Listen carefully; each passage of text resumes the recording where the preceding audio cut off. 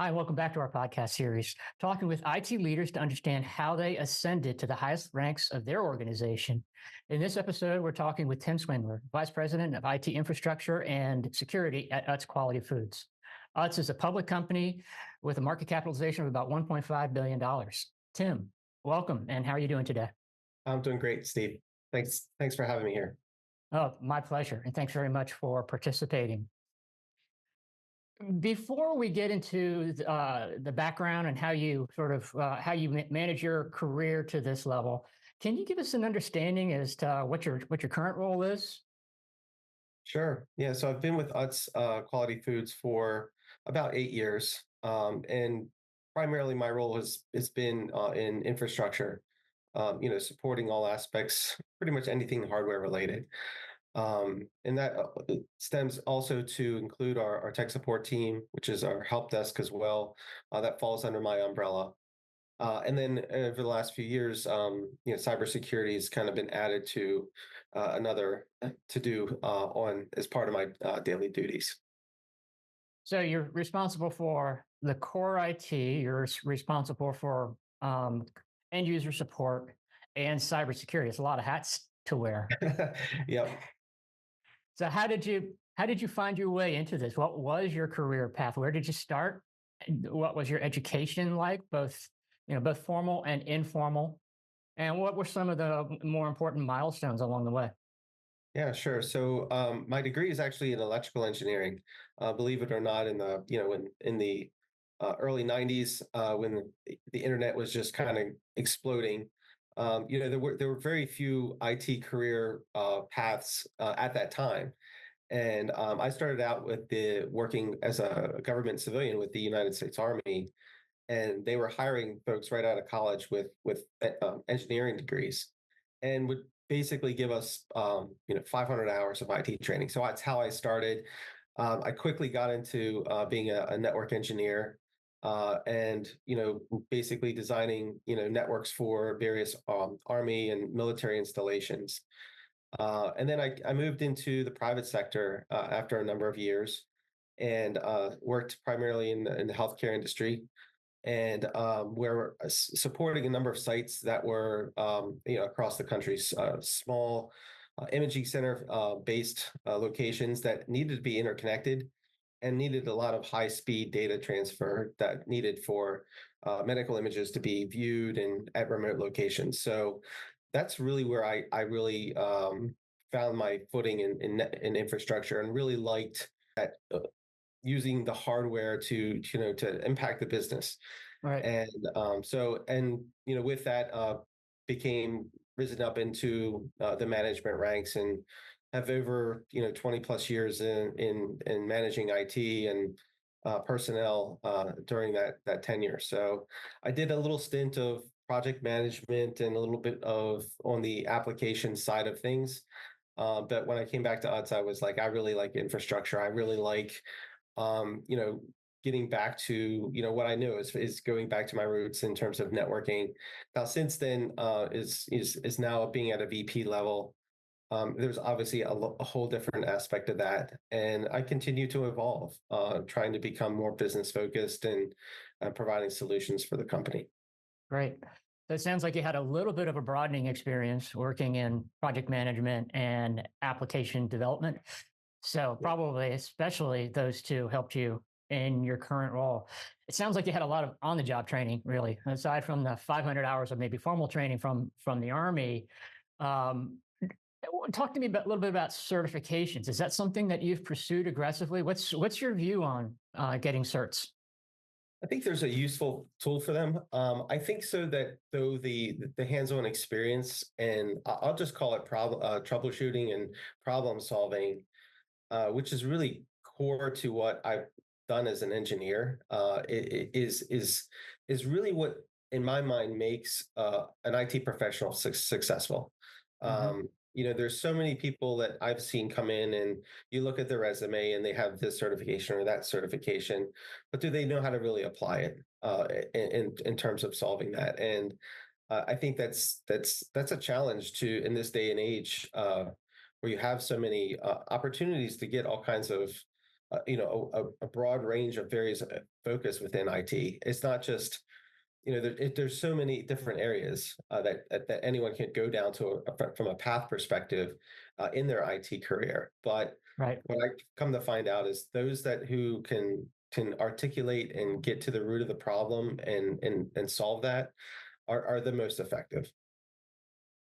So, from a development perspective, again, throughout your career, were there people that were important to you, mentors, if you will, that guided you along your career, and what did you learn from them, if you had that type of support? Yeah, I think mentors can come in a variety of areas. Most people think of like your immediate supervisor as a mentor, but sometimes that could be outside of the bounds, even as people that you know personally that can Mhm. help you along the way. So I've had a few of those. Um, Former CIO was very instrumental in trying to define my career path, and well, as I was with the company for more than 10 years, he identified as like, I think you're kind of getting you're kind of you're not growing as an individual in the job role that I had.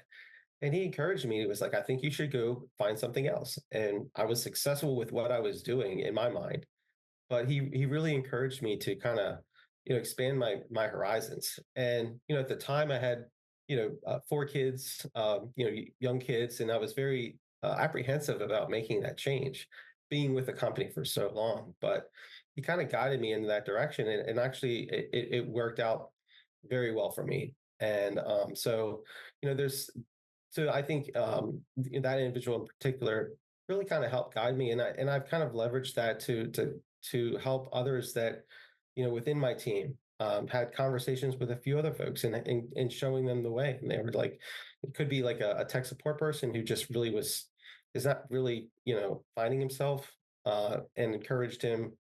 I actually encouraged him to find something in his areas. Work for a company that you would like to work or like to do. So this person in particular ended up leaving to work for an IT firm that is a golf manufacturer because he liked golf. Right. And so in that instance, it was trying to find something that really is that person was passionate about, and then could leverage their IT skills to kind of work for that organization. Yeah, Uh, super important. I'm sorry. Go yeah, ahead. go ahead. I was going to say Yeah, super important to find that motivation, to find that personal passion in what you're doing, even in IT. yeah. I mean, outside of that, I kind of look back to my faith. There's been a number of people that from a personal perspective that really have have, have helped me ground myself. Trying to I'm a kind of, if you've got to know me, I'm that one who gets easily agitated. I can I'm fairly easygoing, and people kind of say, well, that's something that's unique about you, and it's just that there's bigger things to worry about in life, and and putting things in perspective. So I think as a mentor, I think that's the other half of it, is just being able to it really makes you an effective person if you can put your emotions to the side, realize that this is a job, mistakes are going to happen along the way, and we all grow from our failures and our mistakes. Yeah, absolutely. One of my mentors told me very early on, mistakes happen. It's what you do about them afterwards that makes the difference, right? So I think you're saying something similar to what I learned early in my career. So, kind of shifting a little bit, Tim, and without getting into anything sensitive or proprietary around the UTS organization itself, what are you and your organization looking at in terms of leveraging future technologies? Yeah, it's a great question. I think in this day and age, there's a lot of emphasis on trying to use technology and squeeze every ounce to help improve revenue. And I think the key for us within UTS, and I'm sure this is the same for all organizations, is aligning that partnership. We're not just you know deploying technology because it's cool, it's the latest trend and this and that thing. It really has to be an effective solution, and increasing those partnerships with our business units, right? To identify the the key areas. I mean, they know the business, but what we're finding as emerging technologies is that we need to have key leaders that are aligned to, specific, business unit partners. Whether that's in the supply chain or in finance or, in other areas of the business, including HR, and trying to find, those investments that really can make a true sound, you know, impact to the organization. So it's not so much the technology itself, because I mean, there's just a variety of things. As many IT leaders get, I get hit up with cold calls all the time. Hey, I've got this solution, I've got that solution, and I could spend my entire day just exploring options out there, right? And then and seeing what does this work or that work. But the reality is, we, as IT leaders, we really don't have that time to like invest in that. And it's more so, I think that the emerging trends are going to be more so for the perspective of, again, aligning things that are pertinent to your business, and finding them, because making that decision as to what solution is really helpful and drives the business is really critical. And I think that's really what the difference will be in the years to come for us, is making sure that we're aligned to that. Right. That's a great reminder. In IT, it's very easy to get distracted by all the bright shiny objects out there. Sounds like you're really laser focused, heads down on organizational outcomes rather than chasing the latest trend. So let's wrap this up, Tim, with one final question. This is really about your career and how you developed it.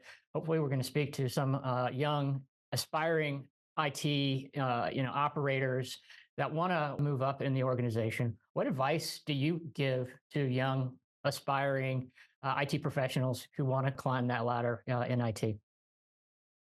This kind of strikes home for us as well. We've, as many organizations, have started to look at contract to hire individuals to come into the organization. Maybe they're focused on a particular project, or they're just trying to get their foot in the door. And we've had a lot of success with bringing in candidates that we've transitioned to become full-time UTS associates, and then some that just really have not worked out very well. And I think the key difference for many of those is coming in with an attitude that I want to make a difference here. I want to, and it really involves them being very active in their role, and not just looking outside the bounds of what project that they're working on or assignment. Um, so many folks come into an organization, and they're assigned a task, and they've got blinders on, in a sense. Like, I'm focused on this task, I need to get this done. But for them to be really effective, and especially as those organizations are get larger, is that th- what's going to make them successful is if they look outside of that and ask questions and be involved. They may be tied to a certain aspect within the team. We'll explore those other areas while when you first start. After the first 2 or 3 months, you really need to kind of spread your wings a little bit, and ask the question. Maybe, hey, I'd like to learn more about networking. Could I spend a couple weeks shadowing a network engineer, for instance, or even though they may not have experience in that area. But I think that's the key for someone new coming into the organization, is ask a lot of questions, and not just get stuck in just completing the tasks that their supervisors task them with. Right, right. Super important. Well, Tim, great having this conversation with you. Thank you so much again for your time, and appreciate your participation. All right, thank you much, Steve. Appreciate your time today. Yeah, take care. Bye bye.